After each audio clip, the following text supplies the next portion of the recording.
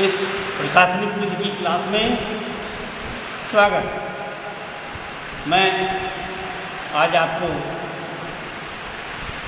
प्रत्यायन विधान के कंट्रोल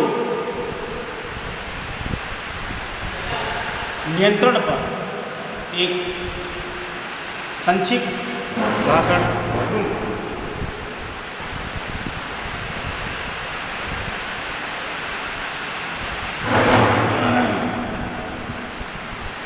जैसा कि आप जानते हैं, प्रत्यायोजित विधान हर प्रकार से शक्ति के प्रत्यायोजन से संबंधित है और जब सर्वोच्च विधि निर्माण दात्री सभा विधि का निर्माण नहीं कर पाती क्योंकि उसके पास समय की कमी, तकनीकी ज्ञान आदि था, तो ऐसी दशा में वह शक्तियों के डेलीगेशन को अनुमन्य करती है।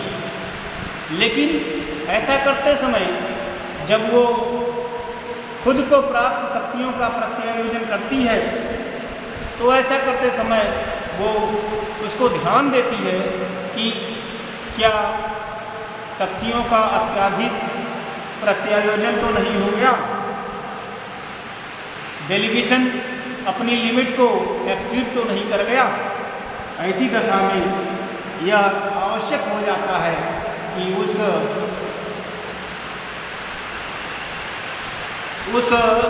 कार्य का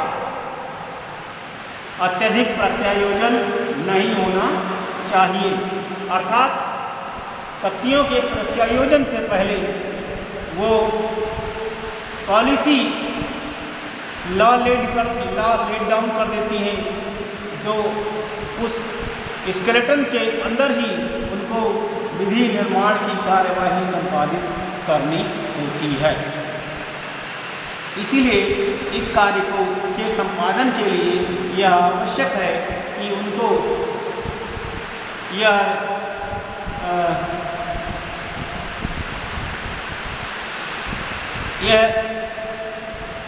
सीमा निर्धारित किया जाए कि आपको विधि निर्माण का कार्य विहित सीमा के भीतर ही करना है। इसलिए कंट्रोल डेलीगेटेड लेजिस्लेशन पर बहुत ज़रूरी है। डेलीगेटेड लेजिस्लेशन पर दो तरह का कंट्रोल होता है। पहला जुडिशियल कंट्रोल, न्यायिक नियंत्रण। दूसरा जुडिशियल कंट्रोल भी दो प्रकार से हो सकता है, एक सब्सटेंटिव अल्ट्रा वायर्स, दूसरा legislative procedural ultra vires. Substantive ultra vires से तात्पर्य है कि जब कोई कानून जो सारवान विधि का उल्लंघन करे, कुछ जैसे नंबर 1, अगर वो जिस अधिनियम के द्वारा निर्मित हुआ है, जिस अधिनियम के द्वारा उसको निर्माण के लिए शक्ति अनुज्ञेय किया गया है, अगर उस सीमा का उल्लंघन नहीं करता है, उससे विपरीत नहीं जाता है, उससे कंट्रारी नहीं होता है, तो उसको नियंत्रित माना जाएगा। सीमा के दायरे में निर्मित कानून की तरह उसको माना जाएगा। दूसरा बिंदु है where delegated legislation is inconsistent with parent act। जो प्रत्यायोजित विधान निर्मित होकर के आता है, अगर वह मूल अधिनियम के सीमा का उल्लंघन करता है तो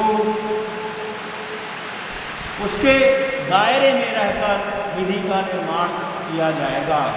अर्थात जो बाह्य सीमा है उस बाह्य सीमा का उल्लंघन उसे नहीं करना चाहिए।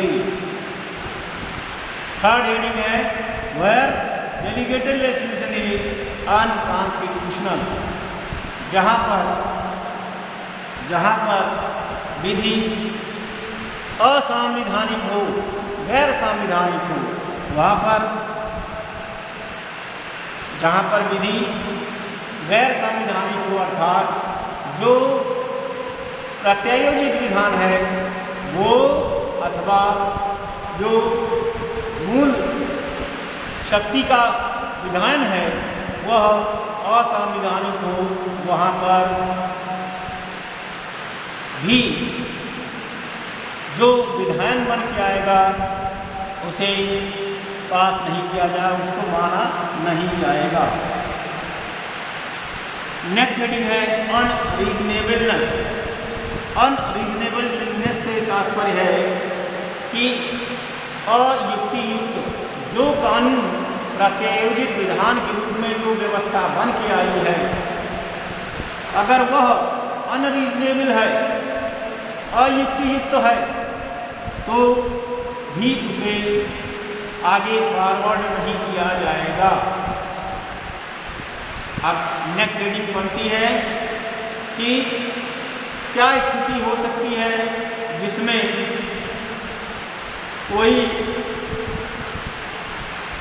कोई कानून जो है उसको जिस व्यक्ति को, जिस संस्था को, जिस डिपार्टमेंट को प्रत्यायोजित विधान निर्मित करने की शक्ति प्राप्त हुई है, क्या वो खुद को प्राप्त शक्तियों का पुनः डेलीगेशन, प्रत्यायोजन कर सकता है?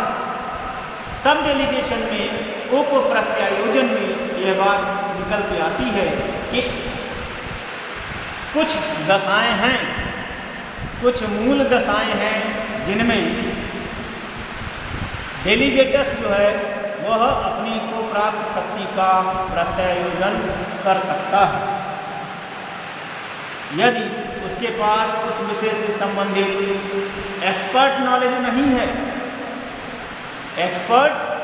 नहीं है, या अन्य कोई आवश्यक ज्ञान नहीं है, तो वहाँ पर वो खुद को प्राप्त शक्ति का पुनः प्रत्यायोजन, सब डेलीगेशन कर सकता है। एक स्थिति है जुडिशियल रिव्यू के का प्रावधान अगर नहीं है तो वहाँ भी जो है डेलीगेटेड लेजिस्लेशन को वैध नहीं माना जाएगा, क्योंकि जो जुडिशियल जो रिव्यू है, किसी भी व्यवस्था में जुडिशियल रिव्यू की व्यवस्था अवश्य होनी चाहिए। तो इस प्रकार से अभी आपको संक्षेप में बताया कि इन स्थितियों में जो है डेलीगेटेड लेजिस्लेशन को सेफगार्ड किया जाएगा।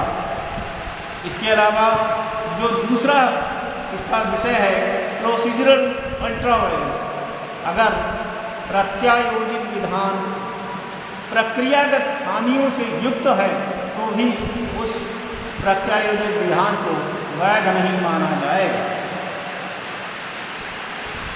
जैसे अगर उस प्रत्यायोजित विधान का पब्लिकेशन नहीं हुआ है, या उसका जो एक प्रक्रिया होती है कंसल्टेशन की, अगर प्रत्यायोजित विधान निर्मित हुआ है और कंसल्टेशन की प्रक्रिया को बिना पूरा किए, तो ऐसे विधान को भी जो है माना जाएगा कि यह खामियों से युक्त है।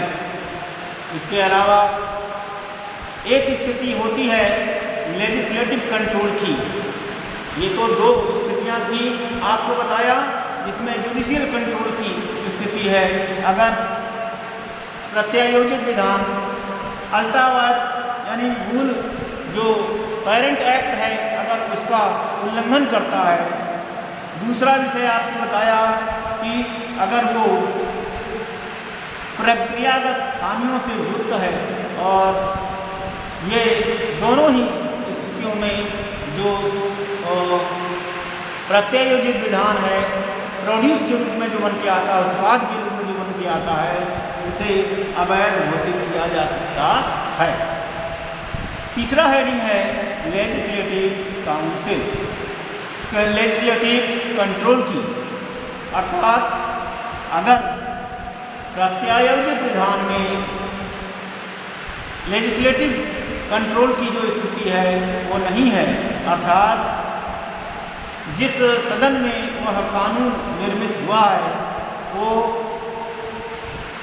लेइंग की प्रक्रिया, सदन के पटल पर रखे जाने की प्रक्रिया नहीं पूरा किया है, तो भी उस विधायन को कहा जाएगा कि वह विधायन वैध नहीं है।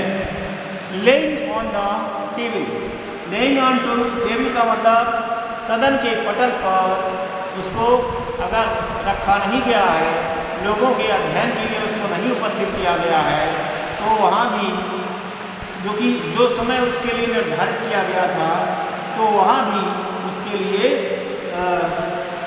कुछ विधिगत खामियां रहेंगी। इसके अलावा स्क्रूटनी कमेटी, अगर किसी प्रत्यायोजित विधान को स्क्रूटनी कमेटी को सुपुर्द कर दिया गया है, तो भी वहाँ स्क्रूटनी कमेटी इस बात को निकालेगी कि उसका औपचारिकता, उसका अध्ययन, उसमें समीक्षा किया गया है कि नहीं, और स्क्रूटनी कमेटी के विचारों को उसमें शामिल किया गया है या नहीं। इस प्रकार जो डेलीगेट लेजिस्लेशन है उस पर सुप्रीम लेजिस्लेचर के द्वारा कंट्रोल एक्सरसाइज किया जाता है। तो आज का यह लेक्चर यहीं पर समराइज करेंगे। बहुत बहुत धन्यवाद।